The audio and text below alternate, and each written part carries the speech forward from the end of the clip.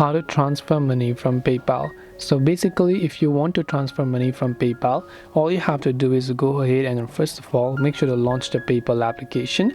Once you launch the PayPal app, this is the kind of interface that you will be able to see. Now from here, what you have to do is to transfer money to someone. Just go to the send now option right here and simply search the person via the username or email, whoever you want to send money to.